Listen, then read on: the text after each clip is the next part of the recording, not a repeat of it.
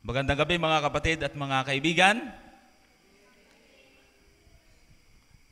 Binabati din ho natin yung ating mga taga-subaybay, nanonood sa Facebook, sa YouTube, sa television at nakikinig sa kanilang mga radyo. Tuloy po ang ating serye ng pag-aaral, tuklasin ang dakilang pag-asa sa lilim ng mga hiwaga, sa Revelation of Hope. Patuloy po ang ating pag-aaral, mga kapatid, sa aklat ng Apokalipsis. At ngayong gabi ay mahalaga po ang paksa na ating pag-aaralan ngayon. Patuloy po tayo sa ating pag-aaral at ang ating paksa ngayon ay tungkol po sa dagat-dagatang apoy. Bakit ganun? Pagka ikaw ay naglalakbay sa isang parang maayos na kalsada, minsan maraming mga disgrasya kapag ang buong akala ng driver ay talagang wala ngang bangin sa gilid. Di ba? Pero iba ho kasi yung nakikita mo yung daan, pero alam mo naman kung saan yung danger side. Di ba? Kaya marami pong aksidente, may mga sasakyan na nababangga sapagkat hindi nila nakikita yung bangin sa unahan or sa gilid. Kailan lang ay meron kami nakita ni Brother Leo na kotse na nabagsakan ng malaking mixer ng malaking truck na meron daw sakay na 4 na tao yun. Ano nangyari? Yung nagdadrive, hindi niya napansin, sumampa na yung kanyang gulong sa gutter. Di antindi si tumagilid, binagsakan yung kotse. Ang ibig po natin sabihin, mahalaga rin po na pagkatapos natin na pag-aralan ang langit, ang paraan para maligtas, ay alam din ho natin kung ano ang danger kapag hindi natin alam ang daan patungo sa impyerno. Baka hindi natin alam, yun na pala yung dinadaanan natin. Kaya nga sabi ni Haring Salomon, merong daang tila matuwid sa tao, yung pala ang dulo kapahamakan. Kaya sa gabing ito, ay pag-aaralan ho natin ang tungkol dito sa tinatawag na dagat-dagatang apoy. Sa ibang salin ay impyerno. Ayan. Ano ho ba ang pagpapahayag ng aklat ng Apokalipsis at ng Biblia tungkol sa dagat-dagatang apoy? Noong 1991, February 23, 1991, ang mga mamamayan ng Kuwait ay nagising na tila ang kanilang lugar ay parang impyerno. Dahil sa ang mga sundalo ni Saddam Hussein, ang sabi po ng kasaysayan ay 90% ng langis sa Kuwait ay sinunog sa disyerto. Kaya naglagablab ang buong disyerto na parang impyerno. Ang ginawa ng mga iba't ibang mga bansa, nagtulong-tulong para maapula ang apoy. At sa pamamagitan ng mga pagbomba nila ng pagbuhos ng mga tubig galing sa mga eroplano na yan, ay naapula at hindi gaanong nagtagal ang apoy. Ngayon mga kapatid, yung apoy na binabanggit sa aklat ng Apokalipsis, ano ang purpose ng Panginoon? Bakit niya ginawa ito? At ano ang paglalarawan ng aklat ng Apokalipsis tungkol dito? Ito po ay binanggit sa 14:10. Ang sabi po ng talata, at siya'y pahihirapan ng apoy at asupre sa harapan ng mga banal na anghel at sa harapan ng kordero. Sa talatang 11, at ang usok ng hirap nila ay napailang lang, magpakailanman, at sila'y walang kapahingahan araw at gabi. So ito po ay paglalarawan sa kaparusahang igagawad ng Panginoon sa kay Satanas at sa mga anghel na nadaya niya, at ganoon din sa mga tao na hindi magawang magbago sa kanilang mga buhay. Kaya ang apoy na ito ay sinasabi po dyan na napakalawak, dagat-dagatan. Hindi ho kayang apulain ng mga katulad ng mga umapula doon sa apoy na pinansunog doon sa Kuwait. Ang tanong, nasa plano ho ba ng Diyos, mga kapatid, ng dagat-dagatang apoy ay walang hanggan? Bakit sinabi doon sa talata na araw at gabi? Ano po ba ang pagtuturo ng Biblia sa impyerno, mga kapatid? Kamatayan o sinusunog na walang hanggan? Ano po ang ibig sabihin ng mga talata na atin pong gagamitin? 21, talatang 2, makikita ho natin kung kailan ito. Kasi mayroon din po mga paniniwala na ito ay nangyayari na, mayroon ng lugar sa ating panahon na nandoon yung impyerno. So, tutuklasin ho natin gaano po yung katotoo. Basahin ho natin yung 21:2 ng Apokalipsis. At nakita ko ang bayang banal, ang bagong Jerusalem, na nananaog mula sa langit buhat sa Diyos, na nahahandang gaya ng isang babaeng kasintahan na nagagayakang talaga sa kanyang asawa. Ibig sabihin, itong talata, Kapitulo 21 ng Apokalipsis, ay pinapakita na yung bagong Jerusalem ay nanaog mula sa langit. Kaya binasaw natin ito sapagkat kung titingnan natin yung konteksto, ay doon, pagbaba ng Jerusalem, yung bayang banal na inihanda ng Diyos sa langit, ay doon din po mangyayari itong impyerno. Kaya mali po na mayroong pong mga naririnig tayo na pag namatay ang tao, pag masama, diretso sa impyerno, pag matuwid, diretso sa langit, at pagka kalakalahati lang, ay purgatorio. Tapos mayroon pang limbo. Wala hong ganun sa Biblia, mga kapatid at mga kaibigan. Pagbabaika ng bagong Jerusalem ay saka din mangyayari itong dagat pagbuhos, pagsunog sa mga masasama. Basahin po natin itong nasa 20 talatang 6. Sabi diyan, kundi sila'y magiging mga saserdote ng Diyos at ni Kristo at mga gaharing kasama niya sa loob ng 1,000 taon. Ang ibig sabihin, ang impyerno o dagat-dagatang apoy ay mangyayari after 1,000 years. Millennium kung tawagin. Siguro kung mayroon pa tayong bakanting araw ay bahapyawin din po natin ang tungkol sa millennium or 1,000 years. Kasi po, ang 1,000 years, ito po yung paghahari ng mga banal sa langit kasama ng ating Panginoon.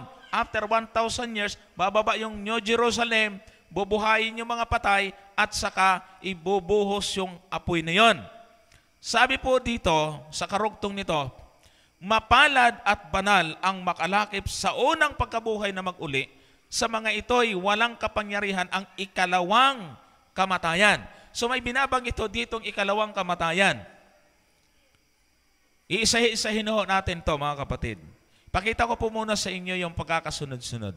After 1,000 years, ang sabi po rito, bababa ang bagong Jerusalem.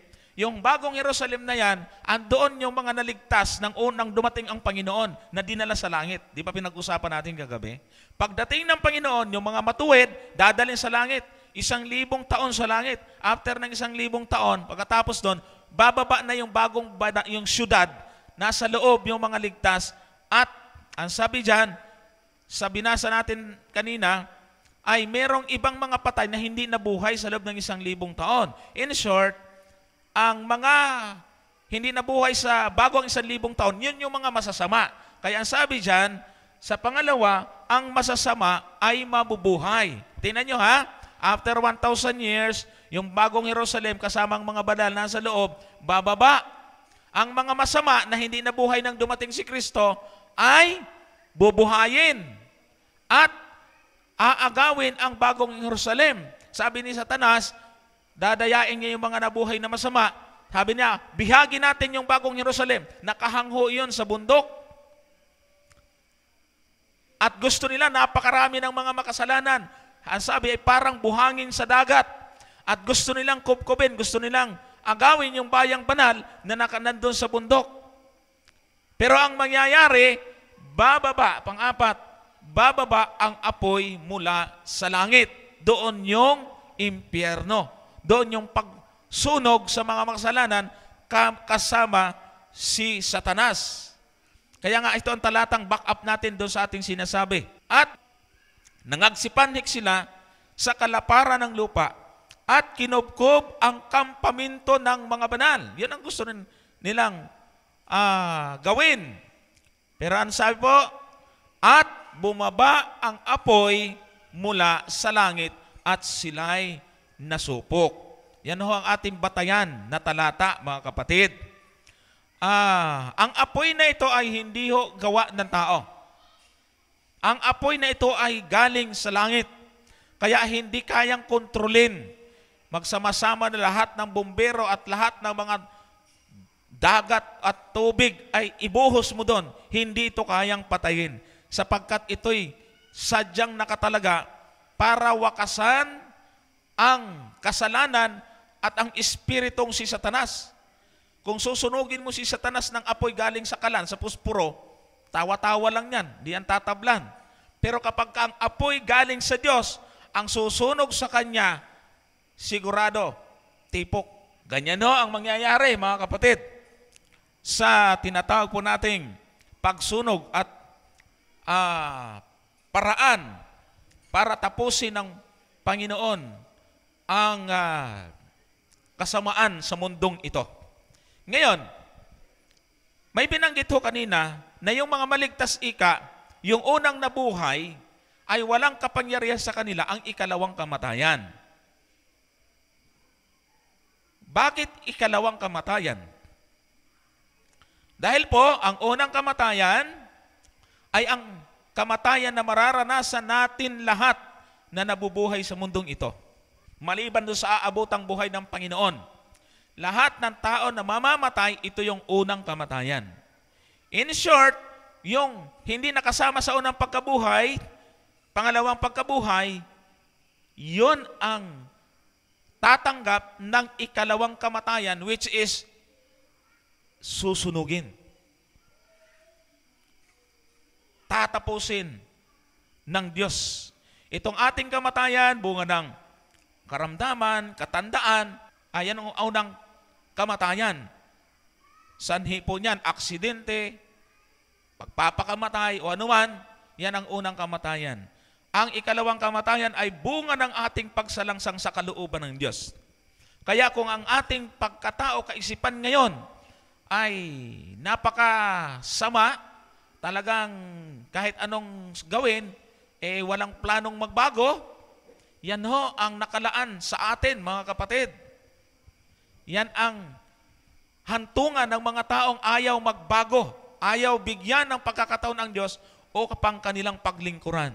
Samantalang, sa 20 talatang 1, ay nandoon, ipinapakita rin po sa aklat ng Apokalipsis, ang bagong langit at ang bagong lupa. Sapagkat ang sabi, ang unang langit at ang unang lupa ay naparam na at ang dagat ay wala na. Sa talatang 4, at papahirin niya ang bawat luha sa kanilang mga mata at hindi na magkakaroon ng kamatayan, hindi na magkakaroon ng dalamhati, unang pananambitan man, unang hirap pa man, ang mga bagay ng una ay naparam na. Ibig sabihin, tutuldukan ng Diyos yung mga resulta ng kasalanan. Alam po ninyo, wala naman talaga dapat mararamdaman ang taong kalungkutan kung hindi lumabag sa kautusan ng Diyos si Adan at si Eva. Hindi natin alam kung ano yung lungkot, ano yung hirap, anong sakit, anong dalamhati. Pumasok lang po yan pagkatapos ng kasalanan. Dahil pumasok ko tayo sa sumpa ng kasalanan, kaya ngayon nararanasan natin itong mga bagay na ito. Subalit napakabuti ng Panginoon dahil nga sa ang ginawa niya, sa kabila na ang original na plano ng Diyos, mabuhay tayo ng walang hanggang buhay. Walang hirap, wala nang pagpapakasakit, wala na hindi na kailangan magtrabaho, nakandyan na lahat nakahanda na yung ating kailanganin, ating kakainin. Pero dahil sa lumabag ang tao, ang naging hantungan natin na bago, imbis na diretso, pababa, papunta sa impyerno. Pero kahit na gano'n na ang direksyon ng tao, ay sinugo niyang ating Panginoon na pinag-usapan natin naman nakaraang gabi. Na namatay para sa atin, sa kabila na tayo ay pabulusok na, papunta sa kapahamakan, ay mulitan niya tayong inahahango o inaahon sa kasalanan yon para magkamit po tayo ng buhay na walang hanggan. At ito ang kanyang pahayag po dito na sa panahong yon, natatapusin niya ang lahat ng dalamhati, hirap na nararanasan ng tao. Ang tao ay merong pinakahuling, pag-iyak, pagkaramdam ng kahirapan, at sabi pa mo dito, iiyak. Sa ating sanlibutan, mga kapatid, dito sa mundo, nandyan yan mga kapintasan ng mga yan. Pero gusto ng Panginoon na lahat yan ay mapawi. Yung mga maniligtas, hindi na mapapa sa isip nila yan. Pero yung mga kapatid, yung mga maniligtas na mananampalataya, makikita nila ang kanilang mga mahal sa buhay. Bakit hindi nakasama? Makikita nila ang kanilang mga anak o kaya magulang o kapatid, asawa, na hindi nakasama doon sa langit, ay iiyak po sila, malulungkot po sila. Kaya ang sabi ng talatang binasa natin, papahirin ng Panginoon ang luha sa ating mga mata. Pag pinahid na ng Panginoon yan, ay wala na tayong mararamdamang anumang kahirapan. Amen po ba mga kapatid? Ang tanong dito, gusto mo bang ang pinakamortal mong kaaway ay parusahan ng Diyos sa loob ng trillions of years? Yan ang kinamulatan kasi natin Impyernong walang katapusan. Na ang mga masama, alam niyo, ito yung pinananakot ng iba Kaya ka magpapakatino dahil takot ka sa impyerno. Kaya ako pinapaksa ito ngayong gabi, hindi para takutin tayo. Kundi, makita ho natin, kung hindi natin mamahalin ang Diyos, ano mangyayari sa atin? Mas masarap na maglingkod tayo, sumunod tayo sa Diyos, hindi dahil sa takot tayo sa impyerno, kundi mahal natin siya. At sa ganong paraan, ay mararanasan din natin ang pag-ibig ng Diyos, hindi ka papahintulutan na masama at mapunta sa impyerno. Masarap na sumunod tayo sa magulang dahil mahal natin ang ating magulang. Hindi dahil takot tayong mapalo. May mga bata kaya napipilitang sumunod, takot mapalo. Ang tendency, pwedeng gumawa ng kasalanan pag hindi alam, sigurado siyang hindi malalaman ng kanyang magulang. Pero kung susunod siya, dahil gusto niya, mahal niyang magulang niya, kahit pa walang nakakakita sa kanya, hindi siya gagawa ng kasalanan. Nakita ho niyo ang pagkakaiba, mga kapatid? Ngayon, ito po, ang impyerno ba ay walang katapusan? Kaya ko gustong ipaliwanag ito dahil po, may danger po sa pagtuturo ng tinatawag nating eternal torment or walang katapusang parusa.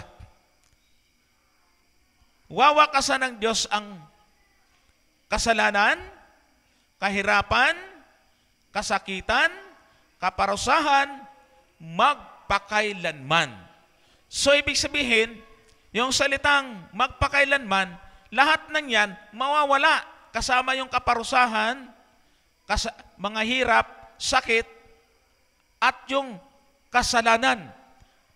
Yung presensya ng kasalanan ay wawakasan at hindi na masusumpungan. So, ibig sabihin, walang puwang at hindi totoo yung walang hanggang kaparusahan.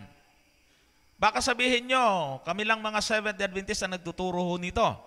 Meron pong mga kinikilalang doktor at mga Bible expositor, katulad po ni Dr. John Stott.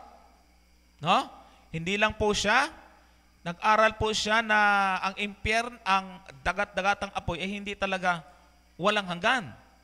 Ganon din po si Edward Fudge. Nag-aral din po siya at siya po ay sumulat ng isang aklat na The Fire That Consumes. So, ibig sabihin, pinakita po niya doon na yung apoy na mamumugnaw, susunog, magiging abo.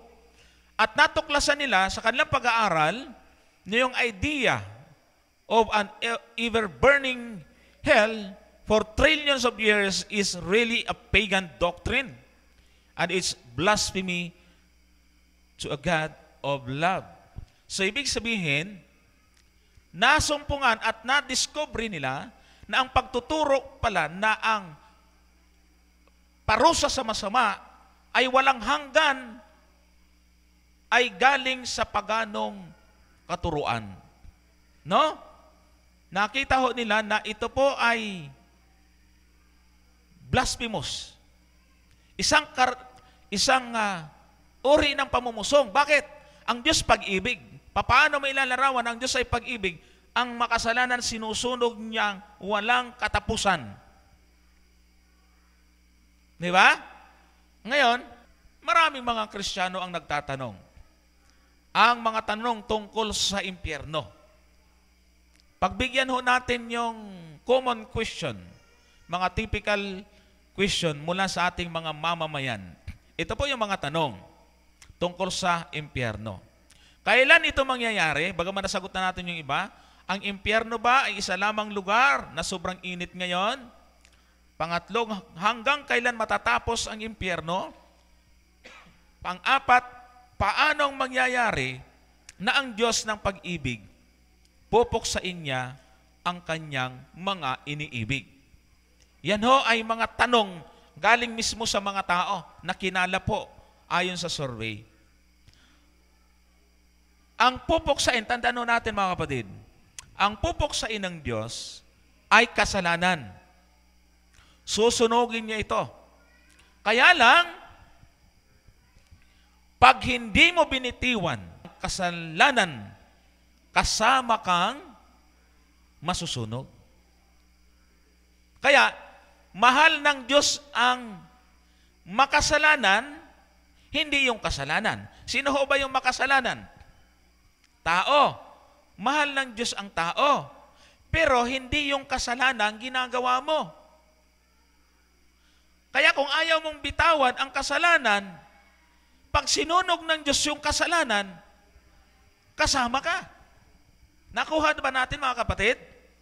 So para hindi tayong kasamang masunog, bitawan natin yung kasalanan, ngawak-hawak natin.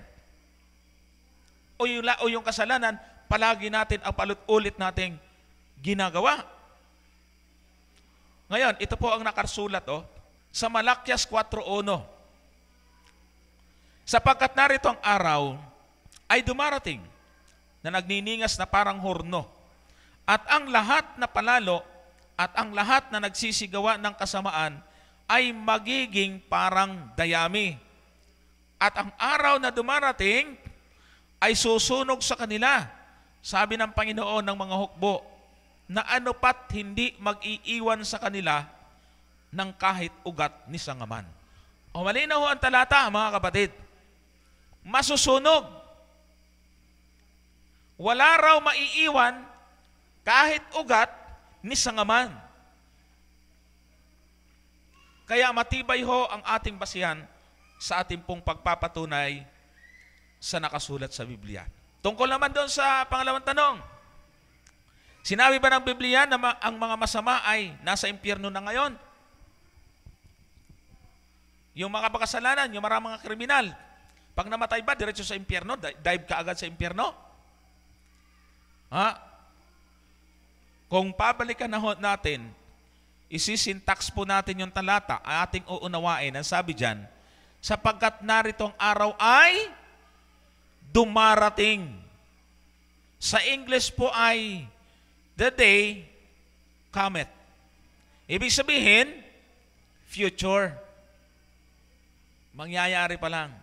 Kasi kung totoo na may impyerno na ngayon, ibig sabihin, si Cain, o kaya yung mga makasalanan na sinunog, nalipol doon sa panahon ni Noe, Ay di hanggang ngayon, palangoy-langoy doon sa impyerno. Ay di ba napaka-imposibleng paniwalaan yun, mga kapatid? Pangatlong tanong, ang impyerno ay hindi isang lugar na doon lang mainit. Ito ay panahon ng katapusan ng masama. Ibig sabihin, hindi po totoo yung sinasabi. Alam niyo, maraming mga relihiyon ngayon nagtuturo. May mga video pa nga pinapakalat. May mga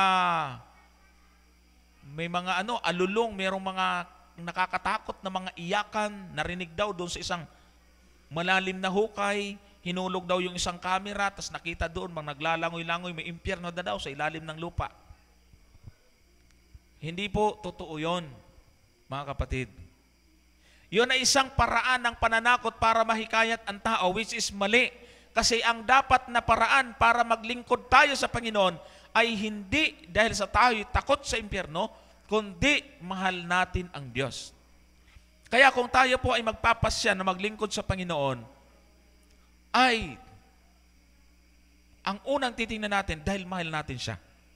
Sa kabilang banda, hindi natin maiiwasan na matakot pa tayo. Ibig sabihin, dalawang bagay ang pinapakita sa atin dito ng salita ng Diyos. Mahalin natin ang Diyos o mapunta tayo sa impyerno.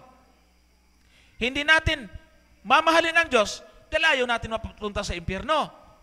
Mahalin natin ang Diyos dahil iniligtas niya tayo mula sa ating hantungan, yung impyerno.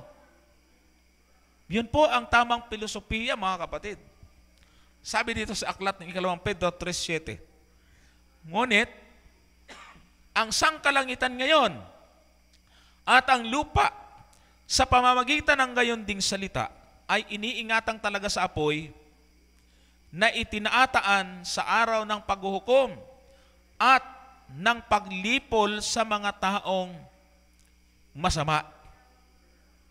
Ayan, paglipol sa masama. Tingnan ho natin. I-review natin ng konti.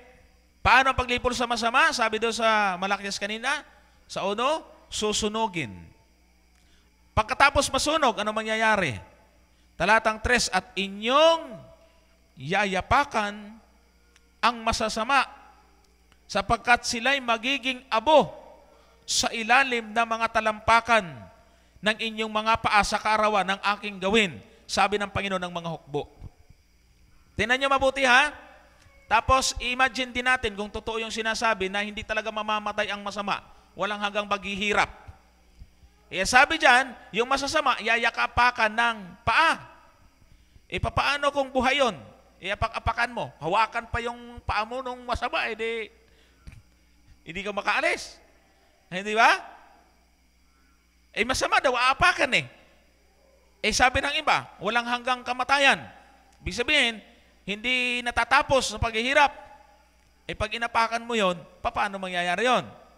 Kung ikaw yung masama, sa inggit mo ba naman baka sakalin mo yung ligtas na paapak-apak sa'yo. Di ba? So sabi po dyan, magiging abo. Magiging abo. Magiging pataba na lang sa lupa yung mga katawan ng masama. Ang tanong, masaya ba ang Diyos na kasama niya ang mga ligtas, tapos yung mga mahal sa buhay ng mga kasama niya ay naghihirap sa impyerno? Anong larawan ng Diyos ay pag-ibig, kasama ng Diyos yung mga ligtas doon sa langit, tapos nakikita niya yung mga mahal sa buhay niya, kamag-anak niya, sinusunog sa impyerno? Hindi po ganon, mga kapatid. Sabi po sa awit 37:20, ngunit ang masama ay mamamatay at ang mga kaaway ng Panginoon ay magiging gaya ng taba ng mga kordero. Sila'y mga pupugnaw sa usok, mga pupugnaw sila.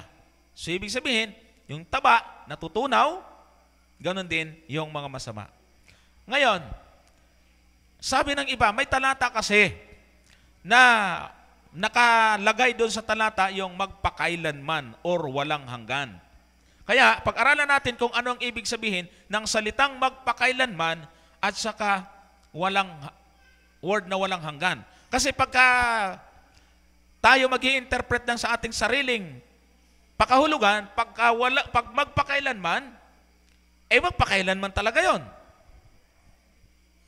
Pag walang hanggan, wala talagang hanggan yon. Bakit sabi mo, Brother Johnson, may katapusan?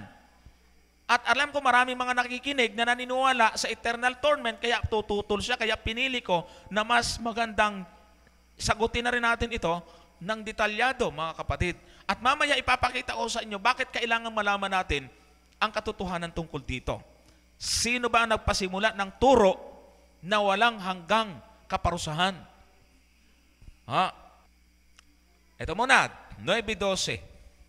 Talata na mayroong salitang walang hanggan. At hindi rin naman sa pamamagitan ng dugo ng mga kambing at ng mga bulong baka, kundi sa pamamagitan ng kanyang sariling dugo, ay pumasok na minsan magpakailanman sa dakong banal na kinamtan ang walang hanggang katubusan. Ayan, walang hanggang katubusan. Tapos na ho yung pagtubos ng Panginoon doon sa cross. Pero nandyan yung salitang walang hanggan. Pangalawa, 6:2, Hebreo din. Nang aral na tungkol sa mga paglilinis at ng pagpapatong ng mga kamay at ng pagkabuhay na mag-uli ng mga patay at ng paghuhukom na walang hanggan. Yung paghuhukom daw, walang hanggan. So, ibig bang sabihin, yung judgment, yung pagharap natin sa hukuman ng Panginoon, wala rin katapusan yon? Siyempre meron. Ito pa, Judas 1:7. Gayon din ang Sodoma at Gomora at ang mga bayang nasa palibot ng mga ito, na dahil sa pagpapakabuyo sa pakikiapid at sa pagsunod sa ibang laman, ay iniligay na pinakahalimbawa na sila'y nagbabata ng parusang apoy na walang hanggan. Sino daw yon na naghihirap ng parusang apoy na walang hanggan? Yung mga tagad Sodoma at Gomora. Ang tanong, naglalagablab pa ba ngayon yung Sodoma at Gomora? Siyempre, hindi na. Kaya may mga termino sa Biblia na walang hanggan or kaya ay magpakailanman, pero ang totoo, may katapusan naman. Pero kapag ito ay ikinapit mo sa Panginoon, yung word na eternal or everlasting, siyempre, Diyos yun. Pero pag kinapit mo sa pangyayari at mga bagay, ay may katapusan. Ayon sa mga talatang ating binasa. Ikalawang Pedro 2:6. At pinarurusahan niya ng pagkalipol ang mga bayan ng Sodoma at Gomora na pinapaging abo ng maging halimbawa sa mga nagsisamumuhay sa masama. So sabi kanina doon sa Judas 1:7, ang Sodoma at Gomora ay nagdurusa ng apoy na walang hanggan. Pero natapos naman. Sabi ni Pedro, yun ay halimbawa sa mangyayari sa masama. So ang pagsunog ay may katapusan din sa masama. Ngayon, ang walang hanggang kaparusahan ay hindi nangangahulugang walang hanggang pinarurusahan. Ayan tingnan nyo Ang walang hanggang kaparusahan ay hindi nangangahulugan walang hanggang pinarurusahan. Ibig sabihin, yung parusa, yung epekto, ang walang hanggan. Pero hindi nangangahulugan pinarurusahan na walang katapusan. Okay? Ang Diyos ay hindi katulad ng tao na habang sinusunog ang masama ay sasabihin, yan ang sinasabi ko sa inyo. Di ba minsan may pagkaambata, sinasaway mo, tapos di nakinig. Pag natalisod o kayo nahulog, sasabi, yan sinasabi ko sa iyo. Buti nga sa iyo. Ganyan. Hindi ko ganun ang Diyos. Hindi ko ganun ang Diyos. Talagang ang galit niya sa kasalanan ay ganun na lamang, kaya wawakasan niya ito. Ano pang sabi sa Filipos 3:18-19? Sapagkat marami ang mga nagsisilakad na siyang madalas na aking sinabi sa inyo, at ngayon sinasabi ko sa inyo na may pag-iyak na sila ang mga kaaway ng krus ni Kristo, na ang kanilang kahihinatnan ay ang kapahamakan, na ang kanilang Diyos ay ang tiyan, at ang kanilang kapurihan ay nasa kanilang kahihiyan, na nag-iisip ng mga bagay na ukol sa lupa. Tingnan po ninyo yung mensahe ng talata, mga kapatid. Yung tao na wala nang ginawa, inatupag, kundi ang bagay dito sa mundo. Ang sabi diyan, ang kanilang kahihinatan ay kapahamakan. Yung mga taong ito na ang dinodiyos nila ay ang kanilang tiyan, kung anong gusto ng tiyan, ay yun ang gustong ipasok kahit nakakasira sa kalusugan, yung alak, yung ano pang mga napanood natin sa health lecture. May pananagutan tayo sa Diyos, mga kapatid, pag hindi ho natin iningatan ang ating kalusugan. Ang kahihinatnan ika ay kapahamakan. So, ibig sabihin, ngayon pa lang, ikaw ang maglalagay sa sarili mo kung saan mo gusto. Gusto mo maligtas, gusto mo mapahamak. Kaya pagdating ng bandang huli, wala kang pwedeng sisihin. Nasa atin ang pagpili. Destiny is not a matter of chance, but a matter of choice. Yung ating destinasyon ay hindi yung nagkataon or isang tsansa. Yung hantungan mo ay dahilan sa iyong pagpili, mga kapatid. Kaya ngayon pa lang dapat alam natin kung anong ating pipiliin. Ang salitang distraction ay isa sa pinakamalakas na salita sa Biblia. Na ang ibig sabihin ay lubos na kawakasan or totally destroyed. Yan ho ang ibig pong sabihin. Ngayon, yung katuruan tungkol sa parusang walang katapusan ay kasabay na lumabas tungkol sa mga imahinasyon or imbento ng mga drawing na si Satanas may sungay, may buntot, ngilngig og naong ba? Pangit, kadiri, nalilisik yung mata, parang apoy, tapos mainit, may buntot, may sima, tapos may tinidor na malaki. Sabi ng pag-aaral, yung pagtuturo na walang hanggang, yung mga nanonood natin, no? Inaanip minsan na kami ng batikos kung bakit yung mga viewer namin, pagkatapos na ng diskusyon, saka magtatanong, hindi na masagot. Kaya nga may live kami, dahil para pag nagtanong, on the spot. Nga pala, maalala ko mga kapatid, kung meron kayong mga tanong, isulat nyo, ipaabot nyo sa ating mga coordinator, at tatalakayin ho natin yan. Gusto po ninyo magkaroon tayo ng question answer. Kasabay ho niyan na lumabas ang tungkol sa impyerno o walang kamatayang apoy sa impyerno. Ang sabi po rito, ang paniniwala ng kaparusahan o impyerno ay walang katapusan ay galing sa medieval mythology, hindi sa Christian Church. Kaya iwanan ho natin yan, mga kapatid, dahil ito ay sinuri at pinag-aralan. Ang mga panukala ng Diyos ay laging may kasamang pag-ibig upang iligtas ang tao. Kaya nga, ang Panginoon ay laging nag-aanyaya sa atin. Pero bakit nga ba? Sa kabila na napakaraming opportunity na binibigay sa atin ng Panginoon, napakaraming chance, ang tao ay likas na matigas ang ulo. Tingnan nyo, ang nangyari. Dati ang dami natin Yan paunti.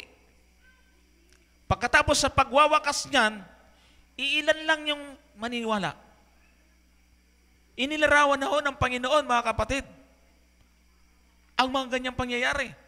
Huwag tayong pumayag na hindi makasama doon sa mga maliligtas. Ito ho ang sabi sa aklat ng Mateo. Sabi ng Panginoon, kaya'y magsipasok sa makipot na pintuan, sapagkat maluwag ang pintuan at malapad ang daan patungo sa pagkapahamak, at marami ang duoy nagsisipasok. Ano ang paglalarawan? Yung katotohanan, yung kaligtasan, makitid ang daan. Bakit makitid? Gusto ko sana, pero parang ang hirap. Hindi ba? Kaya ang daan, parang masikip. Pag maluwag ang daan, ano pwede mong gawin? Kahit pasuray-suray ka, isang babae rito, pwede. Malapad eh. Di ba? Kahit anong gawin mong bisyo, walang sasaway sa'yo, malapad yung daan. Pero pag sa Panginoon, sabi ng Panginoon, oy, umayos ka. Mali yan, itama mo. Kaya makitid ang daan. Makipot ang sabi dyan. So, kung ating i-recap mga kapatid, yung hantungan ng masama, ito ho ang nakalagay. May talata. Ang masama, mamamatay. Roma 6:23, ang masama, mapapahamak.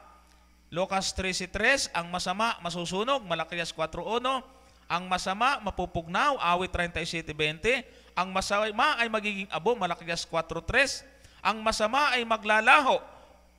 Obadias, talatang 16, kasi isang kapitulo lang po yan. Si Satanas ay mamamatay. Isaias 47:14. So, tatado tayo ng backup. Mga, ika nga ay suportang mga talata. Kaya,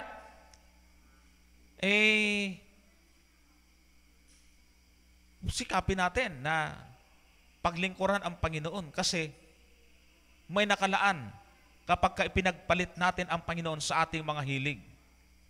Iniuunat niya ang ating kamay palagi sa atin, mga kapatid. Itong picture na to, lagi. Samantalang, kung titingnan natin, siguro kung ako magkagawa ng drawing, hindi ganyan eh. Dalawang kamay talaga, gusto tayong yakapin ng ating Panginoon kung ating tatanggapin siya. Doon sa mga tao na tumatanggi sa Panginoon, sana ma-imagine ho natin lagi, ang kamay ng Panginoon ay laging nakalawit sa atin. Hinihintay po natin niya na tayo ay abutin po natin ang kanyang kamay. Isipin ho natin ngayon mga kapatid, kung sa araw na ito, hindi ko tatanggapin ang Panginoon sa aming buhay, alam na natin kung ano naghihintay sa atin. Bago tayo magtapos, gusto ko rin liwanagin sa atin. Alamin din natin yung tungkol sa apoy na hindi mamamatay. May talata po kasi, mga kapatid, tungkol doon. Para matapos po tayong walang alinlangan, mababasa po natin ito sa Marcos 9:43. Ang sabi po dyan, at kung ang kamay mo ay makapagpapatisod sa iyo, ay putulin mo. Mabuti pa sa iyo ang pumasok sa buhay na pingkaw, kaysa may dalawang kamay kang mapapa sa impyerno sa apoy na hindi mapapatay. Kaya kung may nanonood na alam ang talatang ito, sasabihin siguro niya, yung nagsasalita na yan, mali. May talata ako. Ay hindi naman niya alam, gagamitin ko na rin. Ililiwanagin na rin natin. Di ba? So, ang ibig pong sabihin, ayon sa illustration natin kanina, yung apoy na hindi mamamatay, ang ibig sabihin ng salitang yan ay apoy na hindi kayang patayin ng tao. Kasi isipin nyo po, sa dami ng mayayamang tao ngayon, pwede silang mag-imbento na yung mga apoy na yan, apulain eh. Magsama-sama lahat ng mga bilyonaryo sa buong mundo at gumawa ng maraming mga sasakyan. Pag pinaulan ng impyerno, busa din lang tubig. Patay. Kaya ang ibig sabihin yon, apoy na mamumugnaw hanggat hindi ka nagiging abo. Actually, paparanas din talaga mga kapatid sa atin ang hirap eh. Hindi, sabi siguro ng iba, ay, okay pala yung masama, yung dalipat, patay din pala, hindi natin mararamdaman. Ano ka? Hindi rin. Dahil bago ka talaga maging abo, mararanasan mo ang hirap, ang sabi doon, pati yung pagngangalit ng ngipin, yung dila, kakagatin, sa sobrang hirap. Mararanasin din po yon mga kapatid. Kaya baka mag-enjoy naman yung masama. Sabi, ayos pala, papalapalakpak, pasayaw-sayaw, ayos naman pala. Okay lang, sige, magpakasaya tayo. Samantalang ang kasayahan at kaligayahan ini-offer ng Panginoon ay di hamak na mas dapat po nating piliin dahil napakaganda. Sabi po rito sa Jeremias 17:27, kung magkagayoy, magsusulsul ako ng apoy sa mga pinto ang bayan niyaon, at pupugnawin niyaon ang mga palasyo sa Jerusalem at hindi mapapatay. So isang kapahamakan, isang pagsunog sa Jerusalem na palibhasa inihula ng Panginoon, walang nakaapula, talagang natupok. Kaya pag ang Panginoon, yun ang plano niya para wakasan ang masama, pati si Satanas, walang pwedeng pumatay. Yun ang ibig sabihin ng apoy na hindi namamatay doon sa talatang yon. Yan o yung destruction ng Jerusalem na binanggit doon sa talata. Tatapusin ng Diyos ang masama. At dahil sa ang Diyos ay pag-ibig, wawakasan niya ito. No? Para hindi na rin yun habang may langit, may impyerno din at the same time. Magkasabay, para ang hirap naman nun. Dito sa lupa, bumaba yung Jerusalem, nandiyan din yung impyerno, dito masaya, dito naglalangoy-langoy yung mga tao. Saka hirap. Ang sabi po rito sa 14:10, at sila'y pahihirapan ng apoy at asupre sa harapan ng banal na anghel at sa harapan ng kordero. Yan o ang pagsunog, no, mga kapatid. Tapos, may minanggit pa dito sa 11, at ang usok ng hirap nila ay napapailang lang magpakailanman. At sila'y walang kapahingahan araw at gabi. Silang mga nagsisamba sa hayop at sa kanyang larawan, at sino mang tumatanggap ng tanda sa kanyang pangalan. So, andyan yung araw at gabi. Walang problema kasi hindi naman isang kisap mata, tapos na yung pagsunog. May araw at gabi rin talaga, mga kapatid. Ang salitang magpakailanman or forever ay nangangahulugang hanggang sa dulo, hanggang sa matapos yung bagay na yon.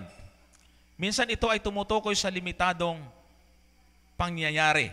Pasadahan natin uli yung atin na pong bigyan ng ilang mga backup na talata yung salitang magpakailanman. Dito sa, tingnan nyo po mga kapatid, 21:6 ng Exodus. Kung magkagayoy, dadalhin siya ng kanyang Panginoon sa Diyos at dadalhin siya sa pinto o haligi ng pinto at bubutasan ng kanyang Panginoon ang kanyang tenga ng isang pangbutas at paglilingkuran niya siya magpakailanman.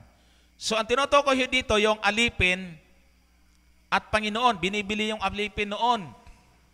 Ang palatandaan, pagka gusto mo na at nagustuhan mo yung Panginoon na yon, mabait, ay makikipagkasundo ka sa Kanya. Ang palatandaan, bubutasan yung tenga mo. Kaya yung mga hikaw-hikaw na yan, akala nyo maganda yan. Yung butas sa tenga, palatandaan yan na ikaw ay alipin. Pinagmamalaking nyo pa yan. Tanggalin nyo. Masama ho ang origin. Yan ay palatandaan. Pag may butas ka sa tenga, yung iba, sa takot matanggal yung butas sa tenga, lagyan ng hikaw.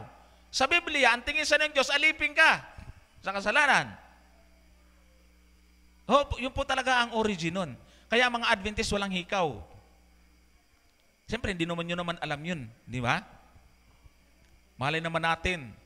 Marami tayong hindi alam kung ano yung pinagsimulan ng mga yan. Kaya nga tinutuwid natin po dito. Kung ano yung mga hindi natin alam na mali pala ay ating nililiwanag dito sa ating pag-aaral.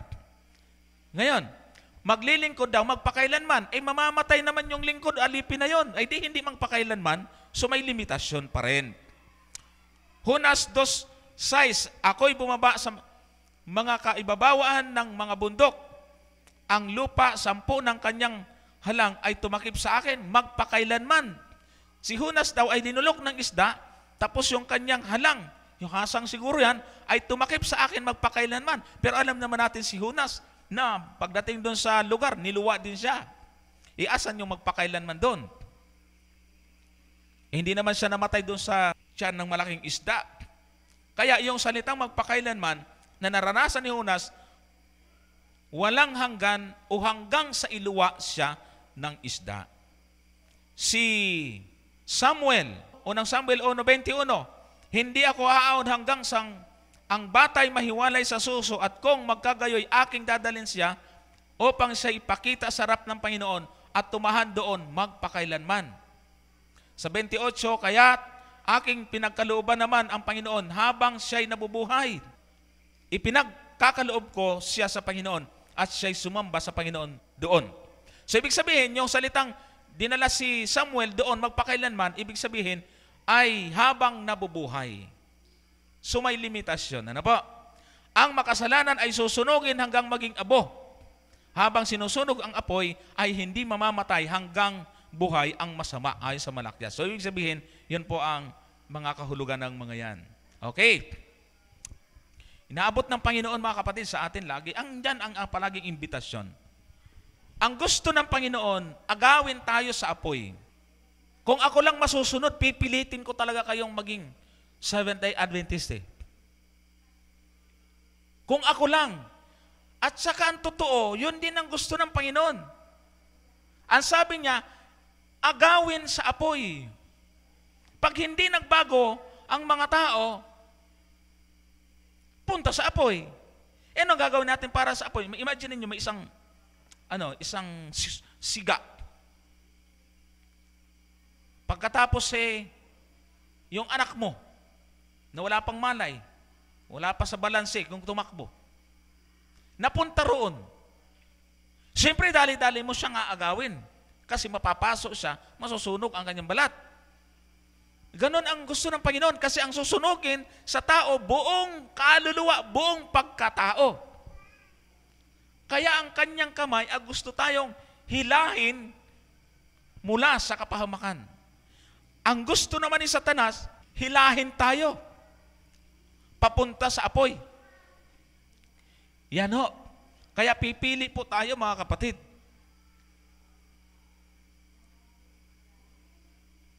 Saan ba ang gusto natin?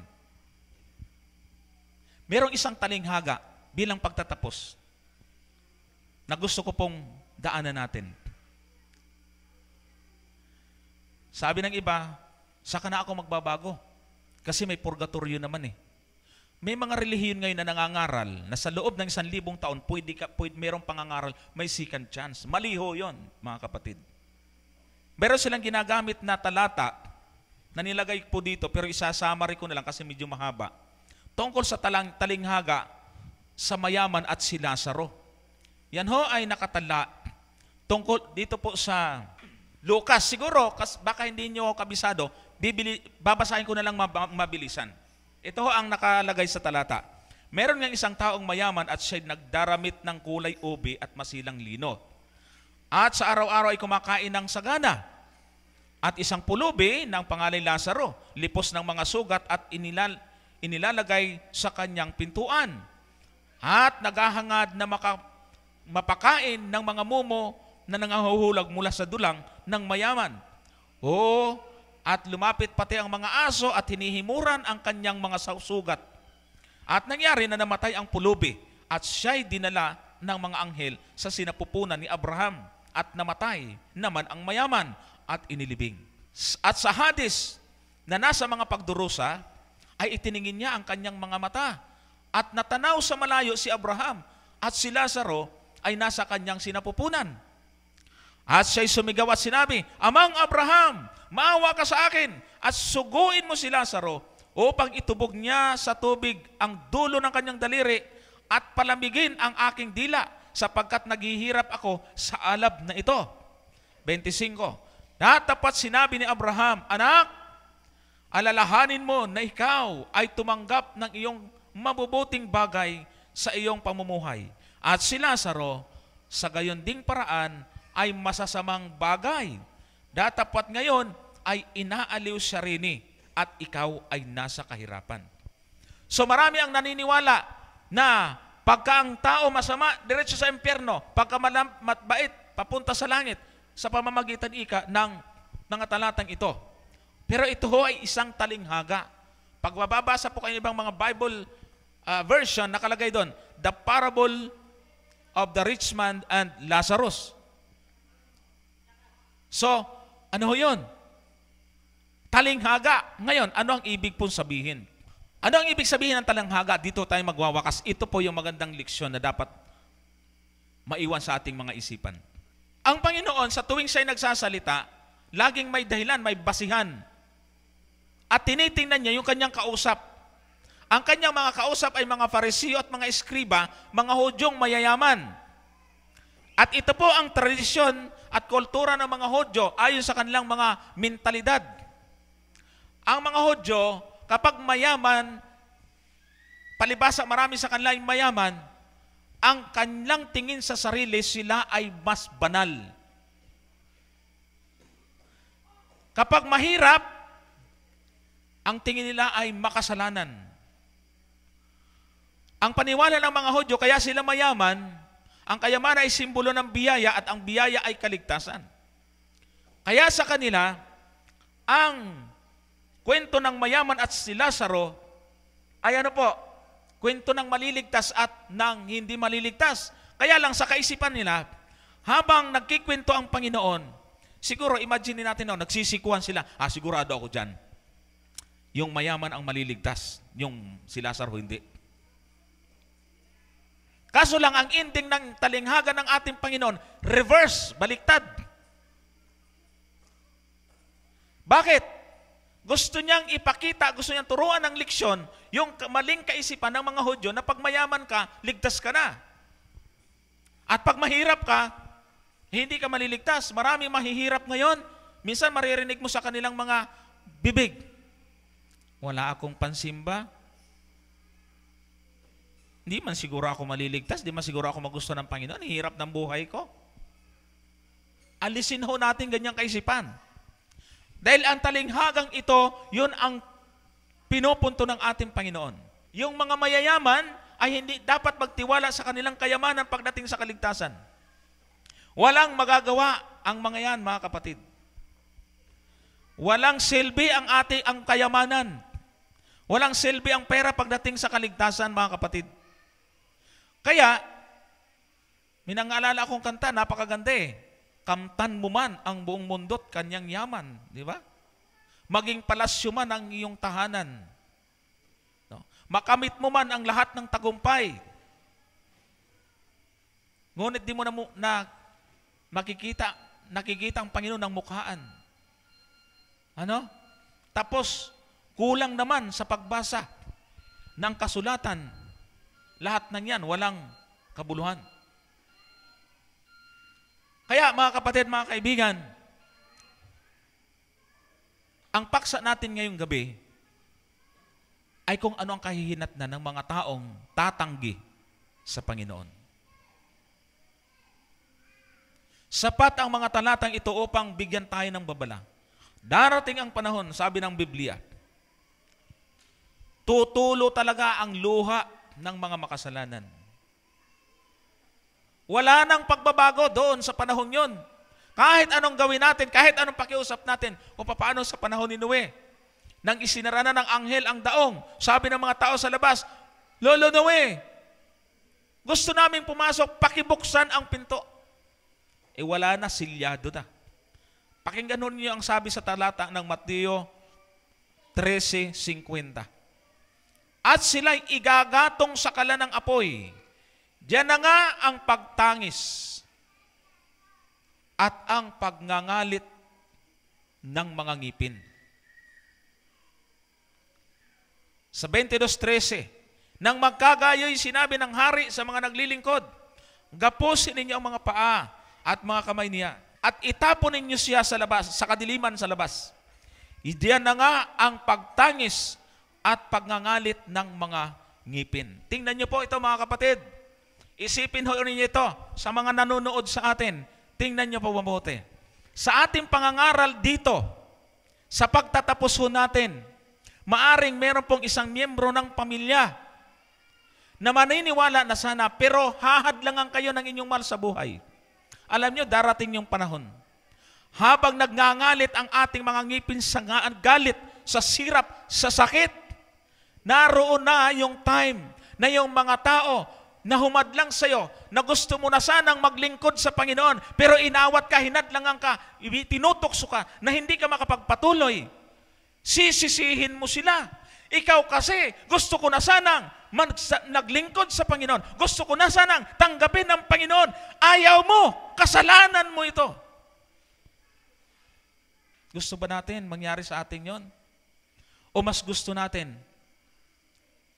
nahatakin sila patungo sa mga liwanag ng katotohanan na ating nalaman? Natural ho yan, mga kapatid. Hindi nila narinig ng inyong mga miyembro ng pamilya kung ano inyong napakinggan dito. Natural, pag nag-share kayo, sinabi nyo, alam mo, ganito pala yun eh. Wala palang apoy na walang hanggan, ganyan. Dako, tumigil ka. Subukan mong sumama dyan. Magbalot-balot ka na. Marami pong ganyan. Ang naging karanasan, nung aking kabataan, nung araw, ay meron po akong hindi makalimutan na magkapatid, Mr. Lani, sila Ami, nalimutan ko yung pangalan eh, yung pinalayas ng kanilang mga magulang. Dahil ayaw na mabautismo, taga-Bambanan yun eh. Pero hindi po nila give up ang Panginoon. Kahit na sila'y binantaang papatayin, hindi sila nag-give up. Hindi nila pinagpalit yung katotohanan na kanilang nalaman. Nanindigan sila sa pananampalataya, mga kapatid. Tayo, yamang nalaman na ho natin ang paraan paano maligtas. Nalaman na natin kung anong hantungan natin pagka hindi natin tinanggap ang ating Panginoon. Ano ang pagpiling gagawin natin? May payo po sa atin, mga kapatid. Bago tawagin ang ating kapatid para umawit, basahin natin ang talatang ito. Mayroon baga akong anumang kasayahan sa kamatayan ng masama? Sabi ng Panginoong Diyos, at hindi baga mabuti na siya'y humiwalay sa kanyang lakad at mabuhay?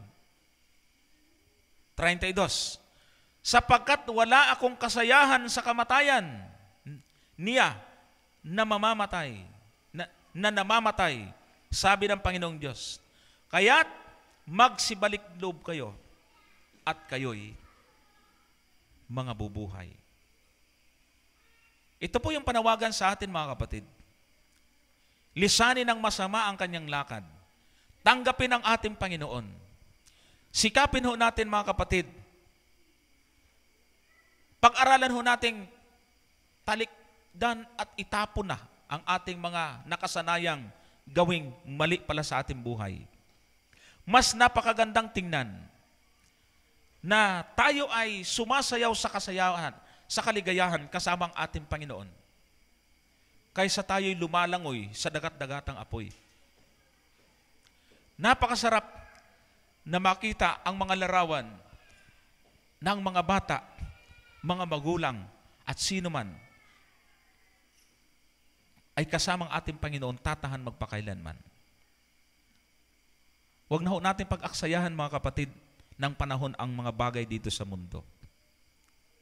Tanggapin natin ang ating Panginoon sa ating buhay.